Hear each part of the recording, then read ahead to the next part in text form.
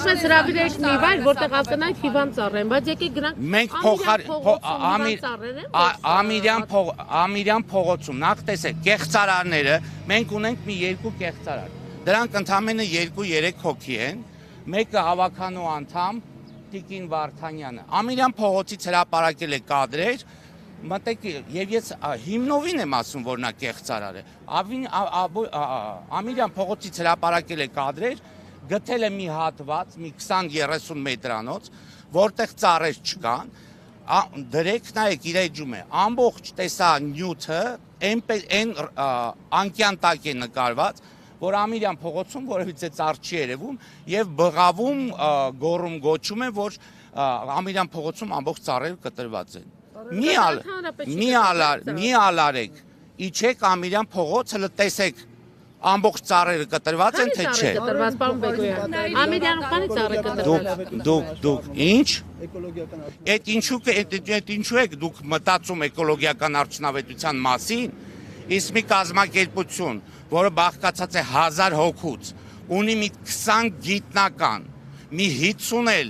բուսաբանության մասնագետ, նրանք էկոլոգիական նշանակությունը չեն հաշվի առել։ Դուք ինձ այդ հարցն եք տալի։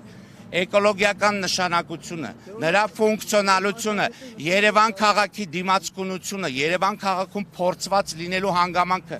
ջրի պահանջի հանգամանքը, գլոբալ տաքացման հանգամանքը, ուրեմն մինչև դուք կկռահեք, էլ ինչերա պետք հաշվի առնել, այդ ամեն ինչը, այդ 100 գիտնականները վաղուց քննարկել են եւ վաղուց հաշվի են առել։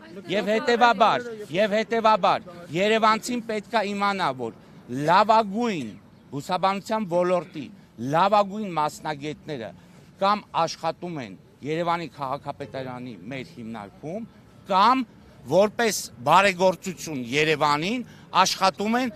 ստեղծված կազմակերպությանը կիչ գիտատեխնիկական խորհրդում։ Գիտատեխնիկական խորհրդում կա բուսաբանության ուրեմն ազգային ակադեմիայի թղթակից անդամ, բուսաբանության ինստիտուտի բազմաթիվ պրոֆեսորներ,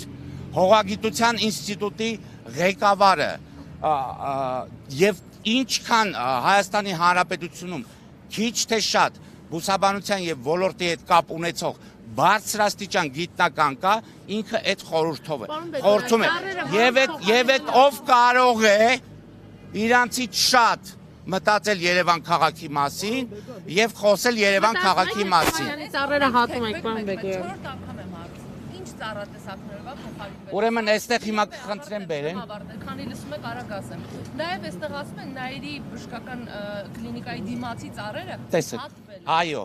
ճիշտ են ասում, Նաիրի բժշկական կլինիկայի ծառերը հատվել են։ Երեք այդ տեսանյութը ինձ էլ է հասել։ Ունենք մեկ կեղծարար եւս, իրեն բլոգեր է անվանում։ Ուրեմն այդ բլոգերը եկել մտել է այստեղ, հատվել են սեփական տարածքում գտնվող ծառեր։ Համաձայն Հայաստանի Հանրապետության հողի մասին օրենքի, սեփական տարածքի ընդերքում հողի վրա ինչ կա, տնօրինում է տվյալ սեփականատերը։ Հիմա ոնց որ դուք եք կարողանում հատել ձեր բակի, չգիտեմ, ծիրանի կամ խնձորի ծառը, նույն հաջողությամբ էլ այս մարդն է հատել իր սեփական տարածքում ծառերը, բայց հատելուց առաջ ես այստեղ եմ եղել նույնիսկ խորհրդատվություն է հարցրել, հատվել է փտած բարդի, 2 հիվանդ թեղի եւ 2 այլանդ տեսակի ծառեր։ Դուք հասկանում եք, այդ այլանդ տեսակի ծառերը եղել են հենց հիվանդանոցի պատի տակ։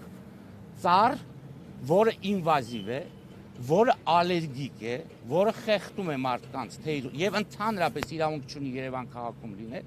հիվանդանոցի ուղիղ պատուհանների տակ են։